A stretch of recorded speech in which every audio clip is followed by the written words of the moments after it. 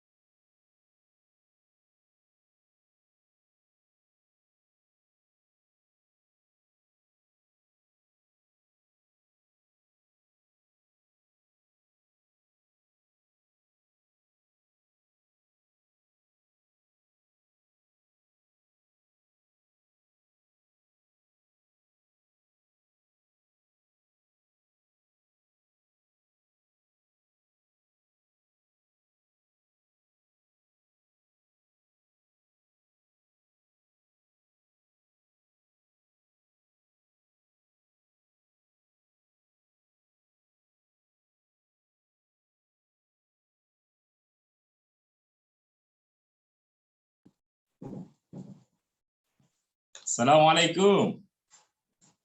Waalaikumsalam warahmatullahi wabarakatuh. Kita mulai ya. Baik, Pak.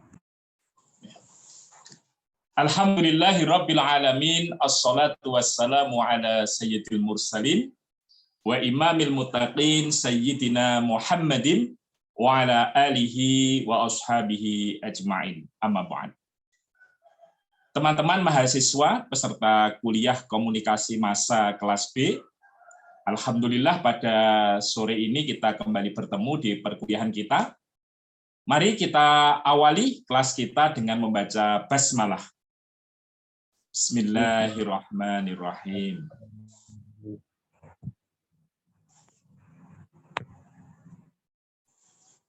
Baik, apa kabar teman-teman? Semua sehat-sehat? Alhamdulillah, Pak. Sehat, Pak. Alhamdulillah. Baik, kita akan melanjutkan yang kemarin disampaikan oleh Pak Yamin, yaitu terkait dengan elemen-elemen komunikasi massa. Baik, saya akan share screen.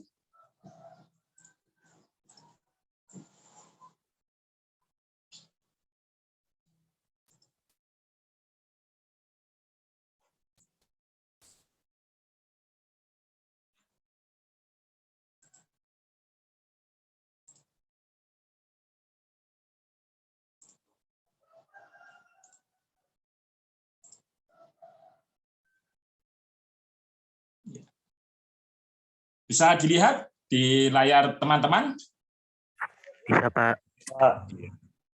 Bisa, Pak. Nah, kemarin kita telah belajar tentang elemen-elemen komunikasi massa. Di sana ada komunikator atau source, kemudian ada isi, ya. Kemudian ada audiens, kemudian ada umpan balik. Nah, pada kesempatan sore ini kita akan melanjutkan elemen yang lain, yaitu adanya gangguan, kemudian gatekeeper, dan filter. Nah, ini penting bagi insan media Dan termasuk kita, apalagi sekarang semua orang itu dia memainkan fungsi sebagai insan media. Mereka ya jadi wartawan, mereka jadi aktor, mereka jadi editor, dan mereka juga menjadi bagian sirkulasi. Ya. Mereka kirim kemana-mana konten-konten dia. Baik. Nah,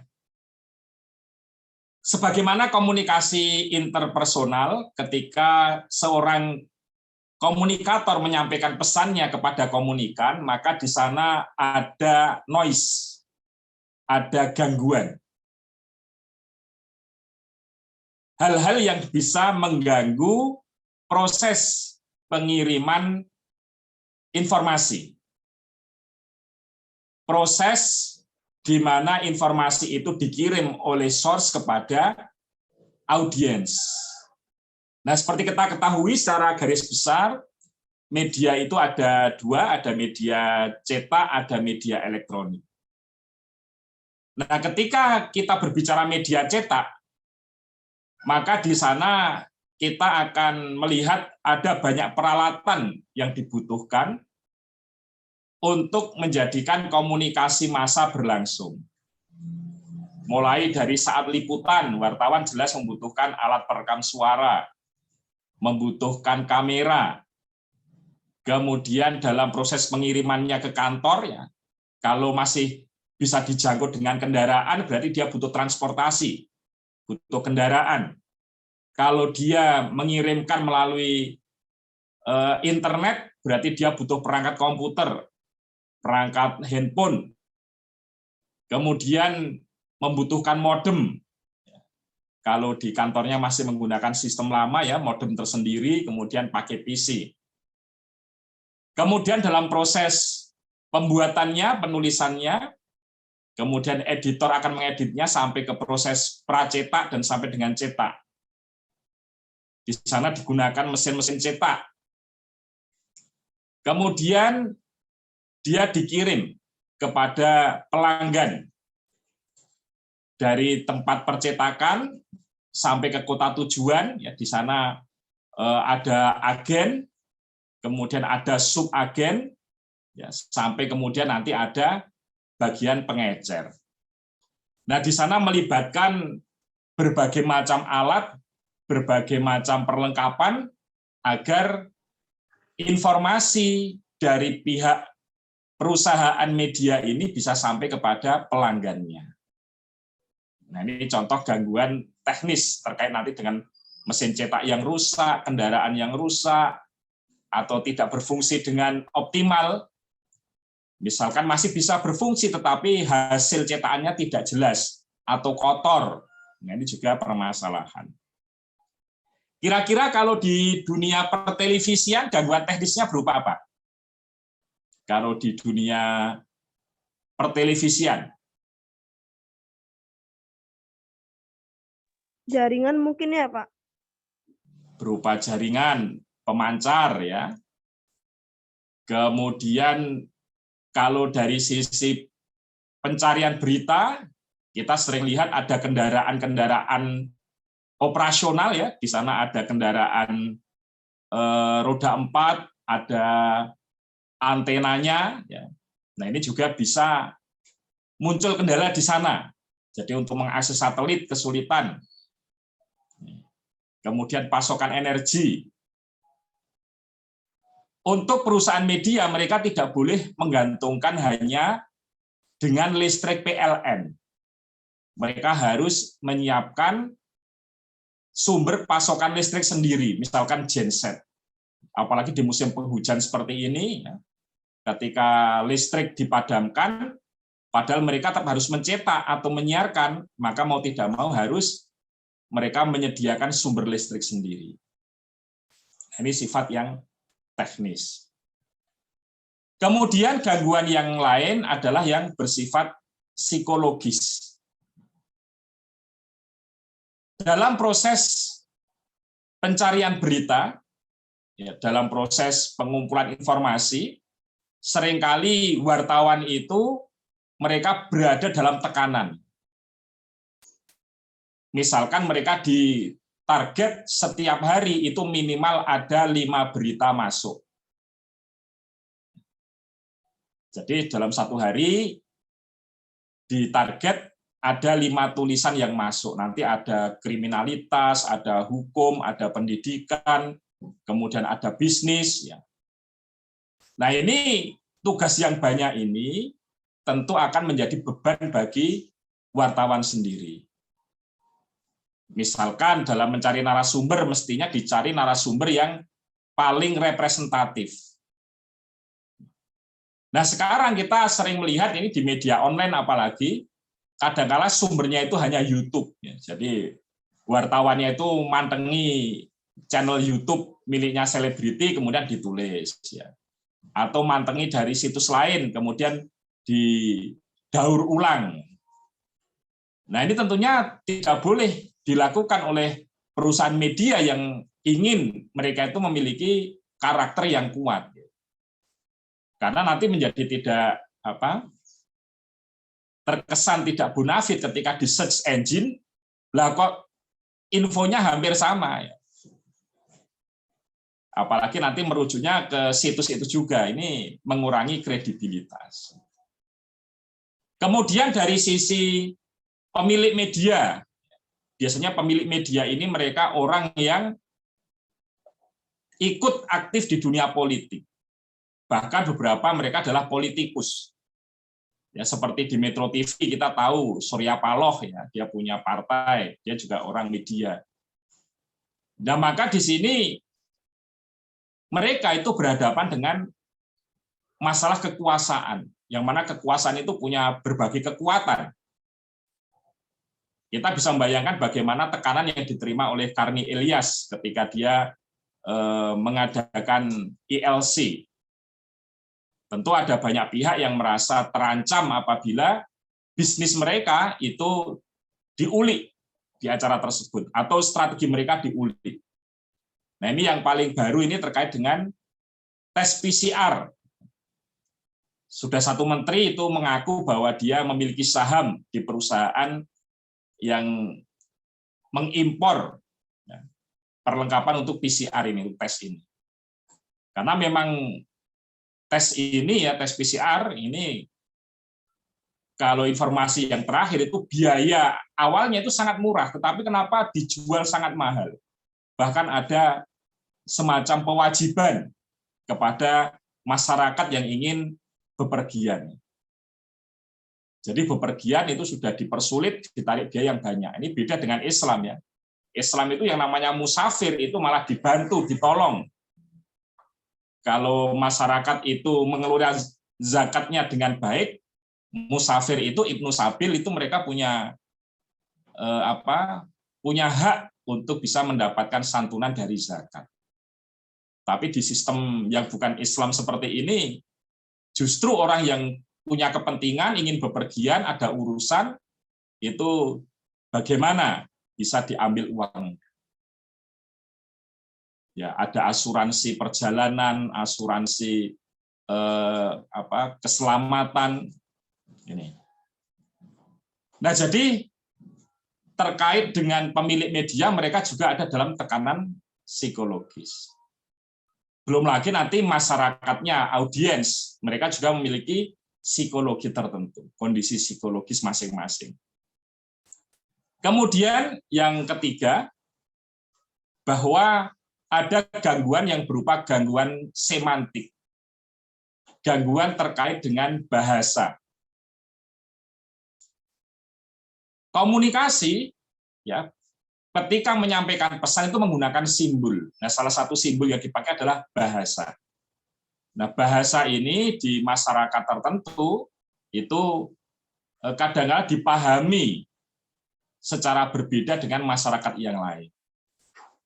Nah, maka kalau kita misalkan di media kita menggunakan istilah-istilah lokal, ya, maka ini harus hati-hati, ya, karena kadang-kala kata-kata lokal itu kalau salah, ya, salah dalam pembacaan, misalkan di televisi membaca, ya, itu bisa menimbulkan salah persepsi. Misalkan di Jawa, ya, di Jawa itu bahasanya dua itu adalah loro. Kemudian Kalau sakit itu loro, loro dan loro itu bisa ditulis dengan tulisan yang sama. Ya. Mataku loro, ini artinya mata saya dua. Mataku loro, mata saya sakit. Nah, ini kalau dalam dunia kesehatan tentu mestinya yang dibaca adalah loro. Dan ini TV-TV lokal ya, itu biasanya untuk memunculkan kedekatan dengan audiens mereka ada program berbahasa daerah. Ya seperti di Kedaulatan Rakyat itu ada kolom bahasa daerah. Banyumasan. Meskipun saya bukan orang Banyumas, tapi saya senang dengan tulisan di sana. Karena ada karakter keterbukaan. Kemudian di Jawa Timur ada TV JTV. JTV itu mereka menampilkan siaran berita dalam bahasa Jawa Timuran.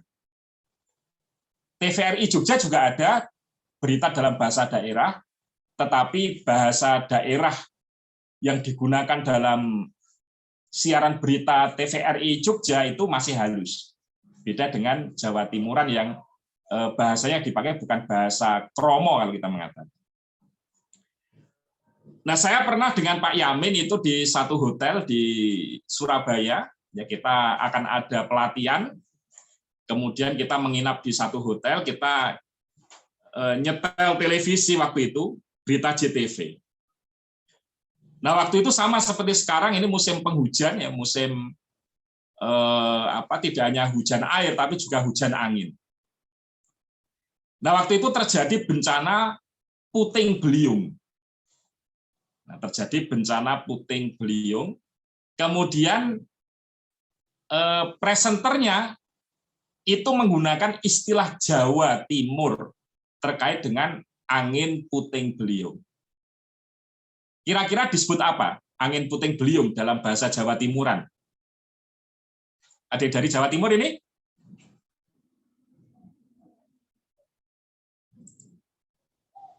Teman-teman, ada yang dari Jawa Timur? Mas Ahmad Hazari, assalamualaikum. Waalaikumsalam, Mbak. Aslinya mana, Mas Ahmad Hazari? Saya dari Magelang, Mbak. Oh, dari Magelang. Kalau di Magelang, angin puting beliung disebut apa, Mas?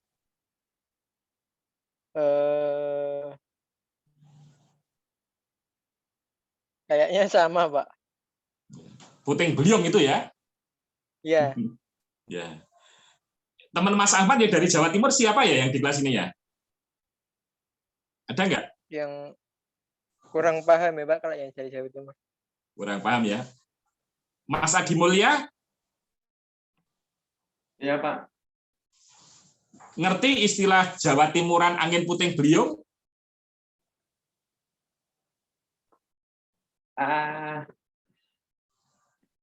Nggak tahu Pak bahasa Jawa Timurnya angin puting beliung saya, Pak. Nggak tahu ya. Nggak tahu. Nih coba dicari di Google, Mas. Apa itu? Angin puting beliung ya. Menurut bahasa Jawa Timur. Coba Mas Adi.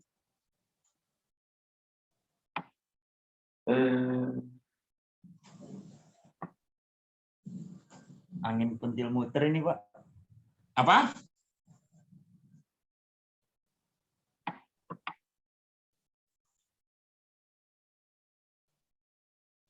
Sebutan angin puting beliung Jawa Timur, coba.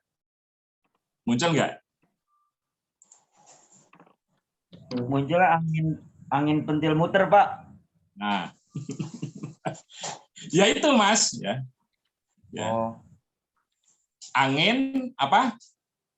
pentil muter, Pak. Ya. Ini yang Bapak jangan protes ya. Ini memang bukan porno ya, bukan istilah yang saru. Memang waktu itu saya dan Pak Yamin tertawa itu. Wah, ini jangan-jangan mengada-ada gitu kan. Jadi jangan-jangan presenternya atau tim bahasanya TV lokal itu membuat istilah sendiri ya. Dengan sebutan tadi puting ya. Puting itu diartikan tadi ya, kemudian beliung itu muter ya.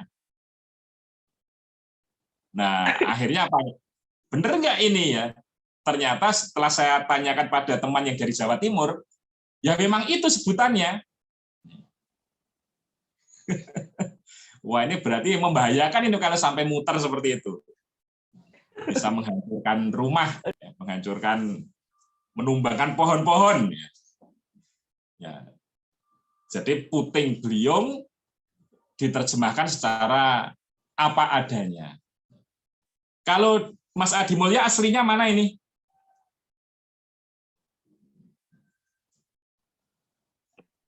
Saya dari Bekasi, Pak. Dari Bekasi ya. Wah, ini kalau Bekasi ya tetap puting beliung ya, karena itu bahasa Indonesianya seperti itu. Iya, Pak. Ya. Tapi Mas Adi ngerti ya, pentil itu apa, ngerti ya? Pentil, Pak. Ya, udah kalau sudah paham.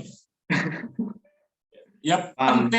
pentil itu kalau di Jawa Tengah itu ada dua ya sebutan. Pentil pertama itu merujuk pada organ tubuh, ya organ tubuh. Kemudian yang satunya lagi itu bunga buah yang masih kecil itu disebut pentil.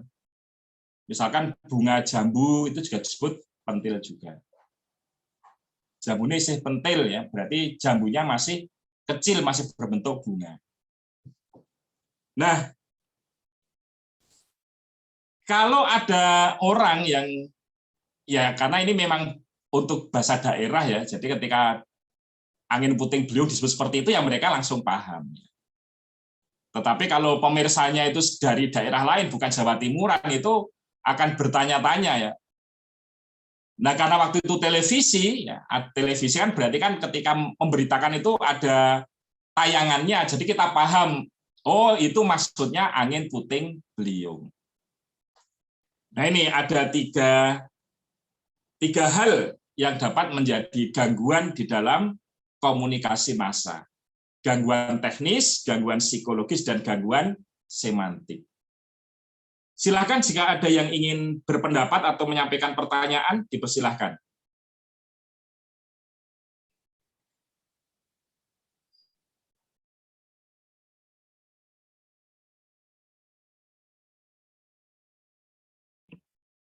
Saya ini, Pak. Ya, silakan. Itu Pak, apa? Saya pernah lihat berita itu apa?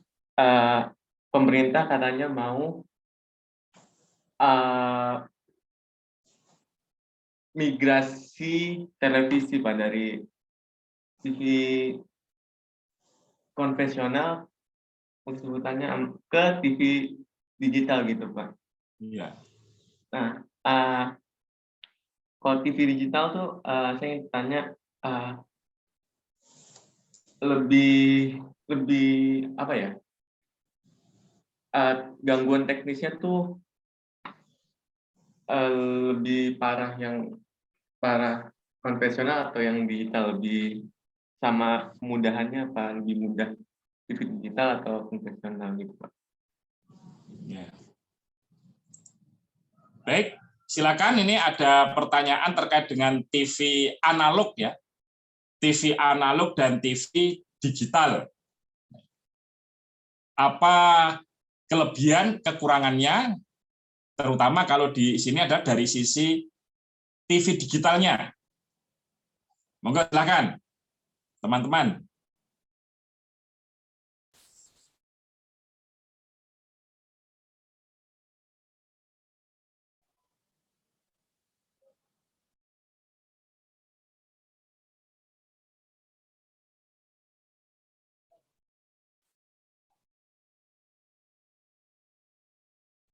Kalau Mas Adi sendiri, yang Mas Adi ketahui tentang TV analog dan TV digital itu perbedaannya apa, Mas?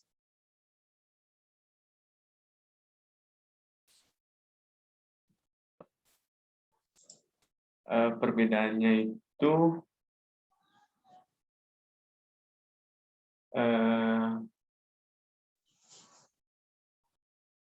kalau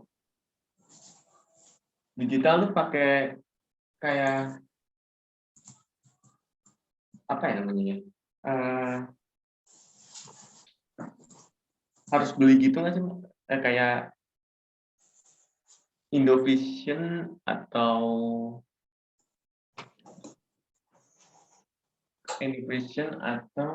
kayak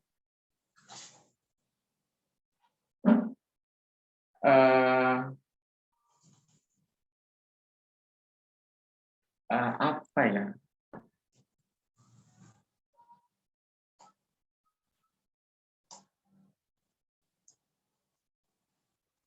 Ada yang bisa bantu? Nah, ini berarti kita perlu membedakan ya. Nah, ini saya coba lihat ulasan terkait perbedaan TV analog dan TV digital. Ya. Kalau secara umum yang saya ketahui itu ya masalah gelombangnya yang dipakai. Jadi kalau televisi itu kan ada gelombang VHF, ada gelombang UHF. Nah, itu ketika memancarkan siarannya masih menggunakan gelombang-gelombang itu. Coba kita lihat. Seperti radio ya, radio itu ada AM, ada radio, FM, ada SW juga. Nah, itu masih menggunakan itu. Sedangkan ketika digital dia menggunakan jaringan internet. Misalkan streaming. Coba lihat ya. Nah, di sini ada lima perbedaan antara TV analog dengan TV digital. Yang pertama itu dari sisi sinyalnya. Pada TV analog terbatas menerima sinyal antena UHF yang masih berbentuk analog, sehingga rentan mengalami noise, gangguan, dan distorsi. Sementara TV digital dapat memproses baik dari sinyal digital maupun analog.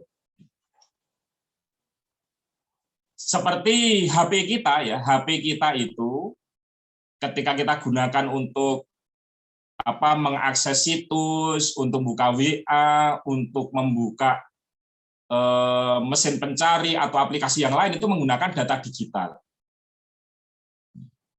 HP kita ya.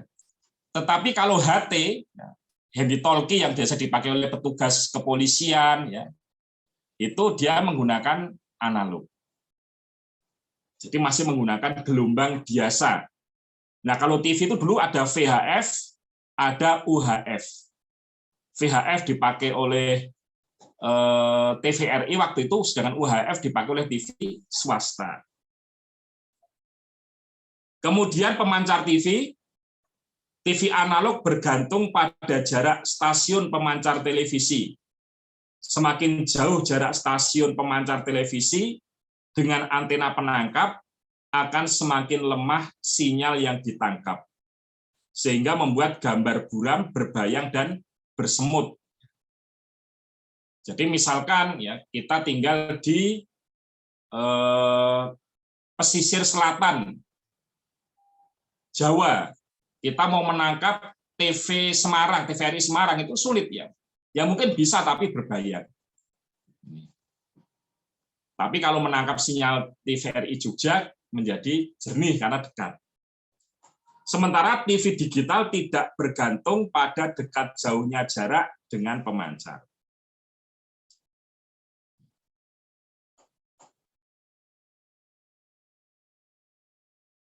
Kemudian terkait dengan pesawat televisinya, memang nanti ada perangkat tambahan.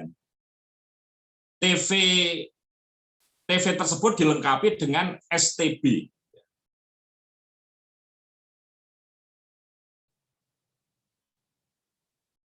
Perlengkapan khusus untuk menangkap sinyal digital. Jadi ada tambahan khusus. Kemudian TV analog tidak memiliki fitur canggih, sedangkan TV digital terdapat layanan interaktif.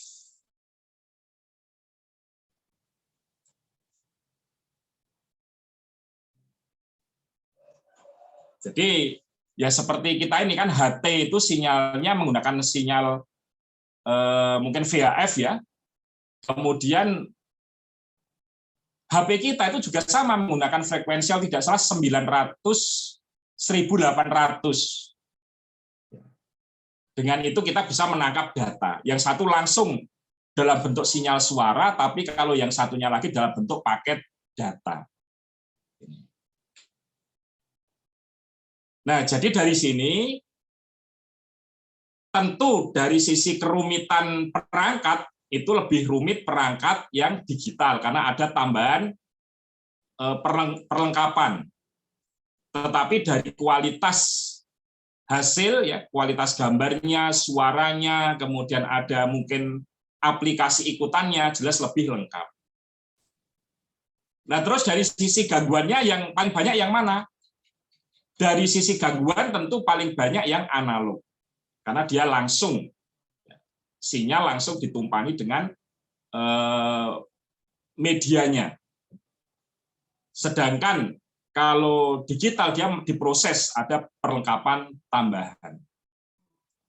Demikian Mas Adi Mulya. Iya Pak, terima kasih. Baik, ada lagi yang lainnya?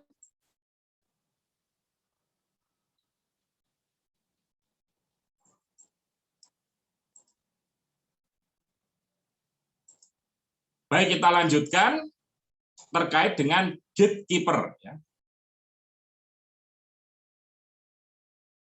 Kita lanjutkan. Elemen komunikasi massa yang berikutnya adalah gatekeeper.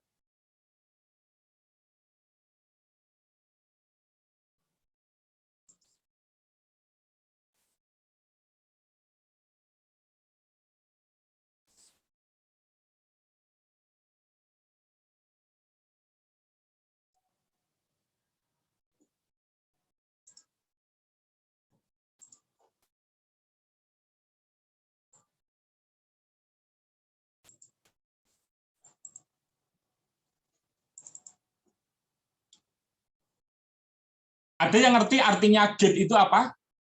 Ya. Yang dimaksud dengan gate, istilah gate itu apa artinya?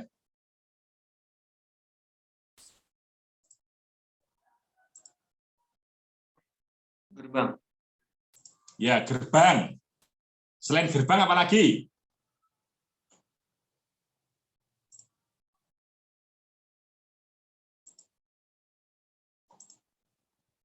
Jembatan juga bisa. Jembatan bisa. Seperti di Amerika itu ada jembatan namanya Golden Gate.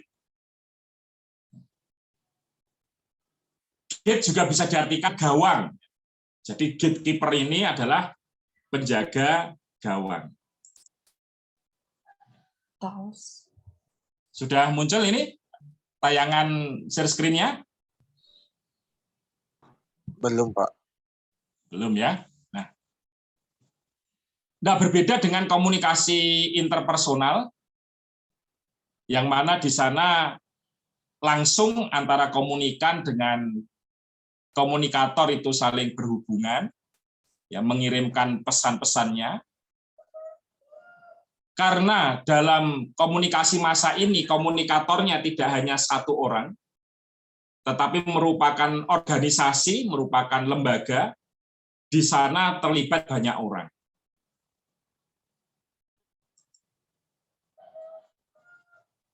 Coba saya share screen lagi.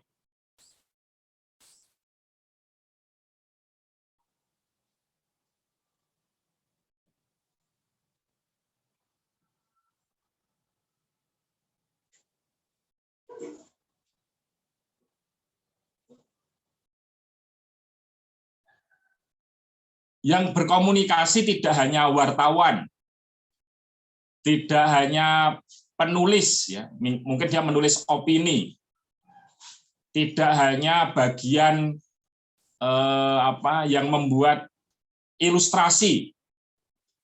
Jadi kadang-kala kita ketika mengkonsumsi media, misalkan media cetak, itu kita nyari yang bersifat ringan dan menghibur, misalkan kita cari karikaturnya.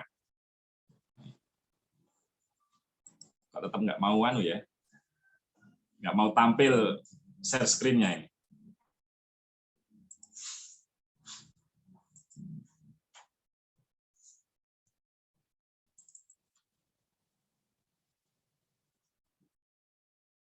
Ya. Jadi tidak hanya satu pihak atau satu orang, tetapi merupakan sekumpulan orang. Nah, fungsi gatekeeper ini ada 4. Fungsi gatekeeper ada 4. Yang pertama itu adalah menyiarkan informasi. Dialah yang akan menyeleksi informasi apa yang akan disampaikan kepada audiens.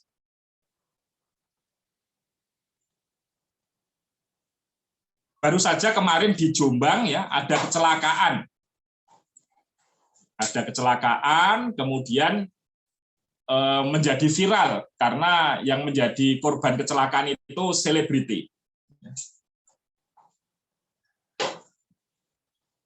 Nah, ketika ada 2 wartawan misalkan datang ke lokasi itu. Yang pertama katakanlah wartawan Jawa Pos. Kemudian yang satunya lagi adalah wartawan tabloid otomotif. Tentu yang akan dilaporkan oleh kedua wartawan ini tidak sama. Karena yang satu medianya bersifat umum, yaitu Jawa Pos. Yang kedua itu adalah wartawan dari tabloid otomotif. Nah, wartawan Jawa Pos tentu dia akan menaruh perhatian pada kronologi peristiwa. Kok bisa kecelakaan? Sebelum kecelakaan apa yang terjadi? Sebelum kecelakaan mengunggah story di Instagram. Siapa yang menjadi korban? Suaminya siapa? Anaknya siapa? Nah, itu yang diangkat oleh wartawan pada umumnya. Tetapi kalau wartawan itu dari otomotif, kira-kira yang diangkat apanya? Ada yang berpendapat? Faktor mesinnya, Pak, mungkin. Faktor mesinnya, ya. Kendaraan, Pak. Jenis kendaraannya. Apa yang dipakai kemarin kendaraannya? Mobil. Mobil Fortuner. Pajero. Ya, Pajero ya, betul ya. Mobilnya Ya. Pajero. Nah, tentu yang diangkat itu. Nah, dari sini kita sudah melihat bahwa wartawan telah melakukan fungsi dari gatekeeper, yaitu menyiarkan informasi. Dia memilih informasi tertentu. Tidak semuanya disiarkan. Betul, wartawan itu tahu di situ, yang otomotif itu tahu bahwa yang menjadi korban itu selebriti, namanya ini. Nah, tetapi dia memilih untuk menyiarkan yang terkait dengan otomotif, terkait dengan mobil Pajero. Nah, tadi saya juga baca thread ya. Thread news, kenapa kok yang sering kecelakaan di jalan tol itu mobilnya itu mobil Pajero, mobil Fortuner, kemudian Innova Reborn. 3 itu mobil yang sering kecelakaan di jalan tol. Karena waktu kecelakaan selebriti itu ada juga kecelakaan yang lain di tol Cipali, sehingga menewaskan 3 guru besar dari UGM. Itu yang dipakai kalau yang di tol Cipali itu Innova seperti itu. Kira-kira ada yang tahu kenapa kok mobil-mobil itu yang sering kecelakaan di jalan tol? Karena kecepatannya, Pak. Ya, betul. Karena kecepatannya. Selain kecepatannya apa? Karena jalan tol itu tidak bisa meredam kecepatan gitu loh, Pak. Jalan tol di Indonesia tuh katanya kurang baik. Ya, karena tol kita kebanyakan terbuat dari cor semen, bukan aspal. Sehingga daya hambat keplesetnya ya, namanya skid ya. Skid resisten, ya skid itu kepleset ya. Atau tergelincir itu hampir 0. Jadi ketika terjadi pengereman itu dia langsung berhenti. Itu karena faktor jalan tolnya. Ditambah lagi faktor pembatasnya, mestinya pembatas itu bukan beton, tetapi pembatasnya itu berupa lahan, ya, lahan rumput. Jadi ketika ngantuk itu tidak menghantam tembok, tetapi dia akan tergelincir, terperosok ke pembatas hijau tadi. Nah, kalau terkait dengan kendaraan itu disampaikan karena kenyamanan. Jadi kalau kecepatan itu tidak hanya satu-satunya. Kalau cepat tetapi orangnya waspada, ya seperti para pembalap itu resikonya masih kecil. Masalahnya mobil ini itu sangat nyaman, ya sangat tenang. Kemudian ketika kecepatan tinggi itu tidak terasa. Jadi lari 120 ke atas itu ya ringan saja, biasa. Nah ini. Jadi sangat cepat, sangat nyaman itu justru membahayakan. Kemudian diulas tentang microsleep. Ya. Seringkali kita itu secara tidak tersadar itu tertidur selama beberapa detik. Nah ini kalau kecepatannya sangat tinggi itu sudah fatal. Nah itu contoh ya, contoh bahwa wartawan itu telah melakukan fungsi gatekeeper-nya, memilih informasi apa yang akan disampaikan. Kemudian yang kedua, ketika dua wartawan ini sudah di lapangan, mereka memotret sana-sini, memotret kendaraannya, memotret korbannya, mewawancarai narasumbernya, tentu tidak semua informasi tadi disiarkan juga. Jadi informasinya dibatasi. Misalkan foto korban. Maka kita tidak akan menemukan di surat kabar foto mayat ya atau korban kecelakaan itu dalam keadaan apa adanya. Ya biasanya di-blur. Ya, ditutup ya, di-blur. Di televisi juga sama, di-blur juga. Nah, upaya memblur itu adalah membatasi informasi. Membatasi informasi juga bisa dari sudut pandangnya. Misalkan ya terkait dengan PCR ini mau diungkap sampai sejauh mana? Apakah nanti mau diungkap sampai ke level presiden? Ataukah cukup dibatasi sampai menterinya, atau dibatasi sampai nanti direkturnya saja, direktur perusahaan farmasinya. Jadi tidak sampai menjauh. Tetap berita itu diangkat, tetapi tidak sampai ke tingkat yang paling tinggi. Nah, kebalikannya itu juga bisa diperluas. Seperti dulu era-era akhir Soeharto itu bisnis keluarga Cendana itu diungkap semua. Anak-anaknya siapa saja ini diungkap. Kemudian yang keempat, gatekeeper ini dia menginterpretasikan informasi. Kadang-kadang ada informasi yang publik itu tidak tahu, atau terlalu tinggi bahasanya, atau terlalu tinggi konsepnya, complicated, sehingga perlu disederhanakan. Nah, di sini gatekeeper memainkan peran untuk menyederhanakan. Misalkan ya, penyebutan tes PCR. Ada yang tahu kepanjangan PCR apa?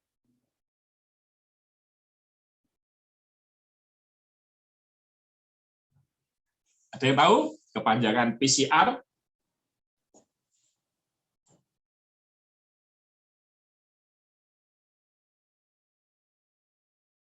Kenapa kok harus disingkat? Nah, itu salah satu contoh untuk memudahkan. Ya, kalau tidak salah PCR itu polimerase chain reaction. Bayangkan kalau orang kita mengucapkan utuh ya, polimerase chain reaction. Wah, ini tentu menyulitkan. Nah, media massa sebelum itu disajikan secara singkatan itu diuraikan dulu, ada uraian. Bagaimana tes ini, cara kerjanya bagaimana, cara mendeteksinya bagaimana. Nah, baru di akhir-akhir ini langsung disebut tes PCR. Nah, itu contoh bagaimana gatekeeper di sini itu mereka menginterpretasikan informasi. Seperti tadi ada skid resistance. Nah, ini bahasa akademis ini. Bahasanya orang teknik sipil ya, ataupun teknik transportasi. Tetapi kemudian kita terjemahkan menjadi daya cengkeram atau tahanan atas ketergelinciran misalkan. Nah, seperti itu. Nah, selanjutnya ini contoh, ini ruang kerja redaksi seperti ini. Jadi informasi dari wartawan itu diolah, disaring, ada yang dibatasi, ada yang diperluas, ya, ada yang perlu diinterpretasikan. Ini juga contoh ya, bagaimana informasi itu dipilih, diinterpretasikan. Ini kan sebenarnya kan pindah agama ini ada banyak istilah ya, misalkan murtad itu juga istilah, tapi tidak digunakan di sini. Dipilih pindah agama. Ada juga yang keluar dari Islam. Ada yang mengatakan kembali kepada leluhur. Kembali kepada agama leluhur. Padahal leluhurnya Sukmawati itu, kalau dari jalur ibu, ya, dari ibunya Sukmawati ini, Sukmawati itu cucu tokoh Muhammadiyah di Bengkulu. Kenapa kok kembali ke agama leluhur, kok yang Hindu saja yang dia pilih, kenapa tidak yang Islam? Nah, berarti itu hanya ya untuk memperhalus saja. Kalau dalam pandangan Islam ya dia itu telah murtad, melakukan dosa yang sangat besar. Nah, kemudian yang terakhir yaitu filter. Kita bisa membayangkan ini, bagaimana rumitnya komunikasi massa di balik berbagai keuntungan, keunggulan, kelebihan komunikasi massa ini. Ternyata di dalamnya banyak hal yang bisa mempengaruhi komunikasi massa itu. Ya, ada gangguan, kemudian ada gatekeeper, ada filter. Filter ini ada pada diri audiens. Ada yang bersifat psikologis, fisik, dan budaya. Informasinya A, tetapi bisa jadi dari 1000 atau sejuta khalayak yang mendapatkan informasi A tadi, kerangka pikirnya berbeda, sehingga efek pesannya itu berbeda pada orang itu. Ada yang kemudian menimbulkan kecemasan, ada yang takut, ada yang benci, ada yang justru merasa tertantang. Nah, ini bermacam-macam. Tergantung kondisi psikologis, kondisi fisik, dan budaya yang melingkupinya. Nah, ini contoh. Kalau kita lihat, isi media itu kan bermacam-macam. Ada isi media yang berupa berita. Ada juga yang berisi iklan. Jadi isi media itu bermacam-macam, ada iklannya, ada hiburannya, ada analisisnya, kemudian ada beritanya. Nah, sekarang kita terkait dengan iklan ini. Kita tentu tahu bahwa ada peraturan tidak boleh iklan rokok dengan menghadirkan bentuk rokoknya secara langsung. Jadi kalau dalam di televisi, di koran-koran, di majalah itu kalau ada iklan rokok, itu tidak ada gambar orang sedang menikmati rokok. Kemudian ditulis merokok itu nikmat. Tetapi akan digambarkan dengan gambaran yang lain. Ambillah contoh misalkan rokoknya itu rokok Jarum Super. Maka di sana akan ditampilkan foto-foto, akan ditampilkan video-video yang membangkitkan rasa petualangan. Jadi ini loh, laki-laki yang jantan, laki-laki yang hebat itu adalah laki-laki petualang. Nah, maka gambarannya itu gambaran orang sedang naik jeep, ya, sedang naik jeep di pegunungan. Ada yang sedang terjun payung, ada yang sedang berada di hutan. Kemudian ada juga yang ingin mencerminkan cita rasa sukses seorang eksekutif. Memakai dasi, memakai jas, sedang rapat.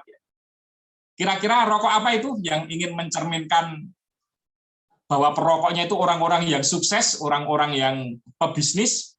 Ada yang tahu? Jarum super, Pak. Jarum super? Ada yang lain? Sempurna. Ya, Sampurna, betul, Sampurna ya. Sampurna. Kalau yang asiknya rame-rame itu rokok yang murah meriah. Apa itu? Rokok apa?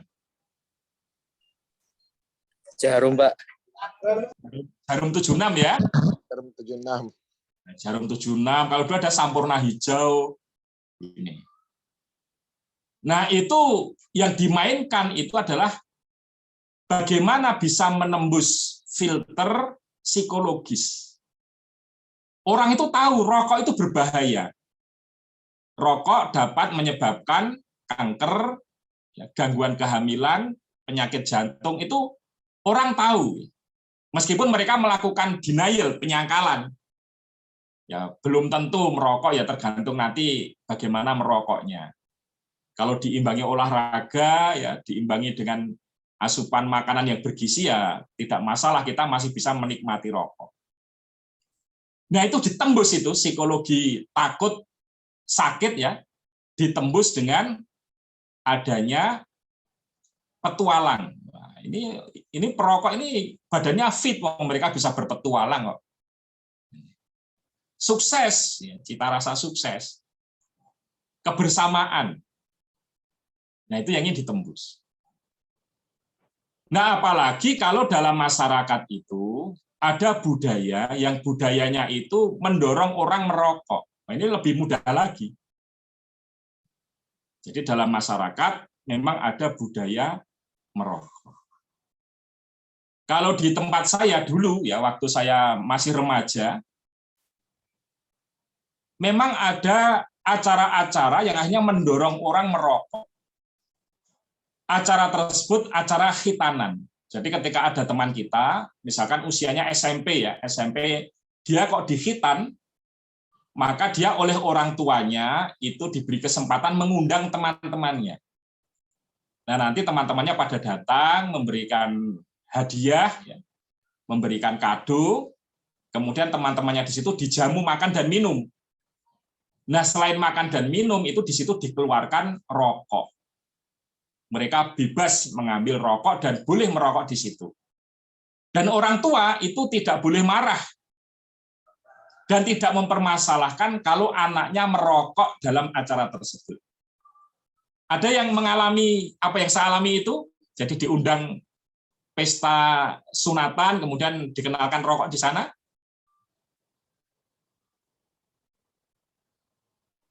Tidak pernah, Pak. Nggak pernah ya? Iya, nggak pernah. Nah, ini berarti ada perubahan budaya. Nah, ini teman-teman yang merokok ini awal kali pertama merokok, kenalnya di mana?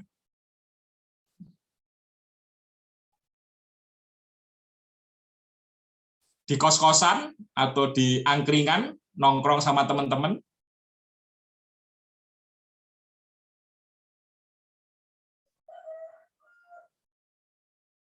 Alhamdulillah tidak ngerokok, Pak. Nah, dulu ya teman-teman di organisasi remaja Muhammadiyah itu juga ngerokok dulu juga. Sebelum ada fatwa rokok itu haram. Jadi rapat-rapat itu ya merokok. Ini pimpinannya juga pada merokok juga ya. Tapi kemudian sekarang kan ada fatwa bahwa merokok itu haram. Nah, sehingga ini memunculkan budaya baru di Persyarikatan Muhammadiyah. Kalau kita sekarang di acara di pesantren misalkan atau pengajian-pengajian di masyarakat yang mayoritas Nahdliyin, di sana masih ya budaya merokok masih kuat. Nah, maka iklan-iklan rokok itu ketika masyarakatnya kok memiliki budaya tidak merokok, maka mereka menghadapi filter yang menghambat. Tetapi jika masyarakatnya itu punya budaya merokok, nah mereka mendapatkan kemudahan untuk masuk ke dalamnya. Baik teman-teman, jadi itu 3 hal yang kita bahas pada sore ini, yaitu terkait dengan gangguan, gatekeeper, dan juga filter. Sebelum kita akhiri, mungkin ada tanggapan atau pertanyaan, dipersilakan.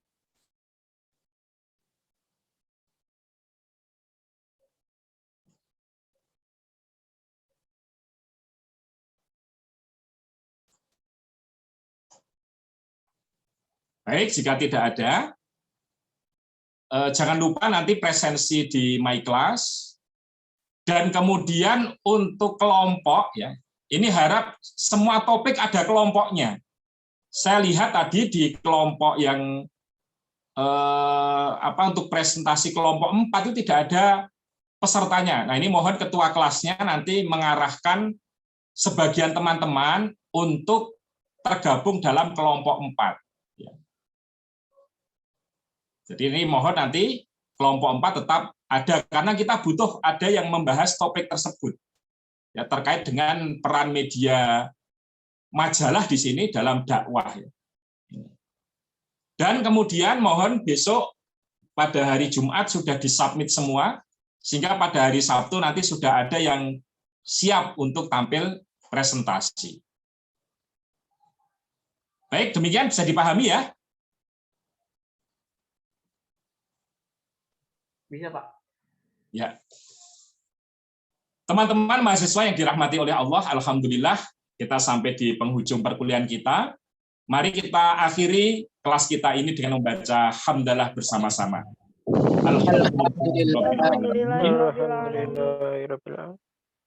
Ya, terima kasih atas kehadiran teman-teman semua. Saya akhiri. Assalamualaikum warahmatullahi wabarakatuh. Waalaikumsalam warahmatullahi wabarakatuh. Terima kasih banyak, Pak. Terima kasih kembali. Terima kasih kembali. Saya N ya. Ya, Pak.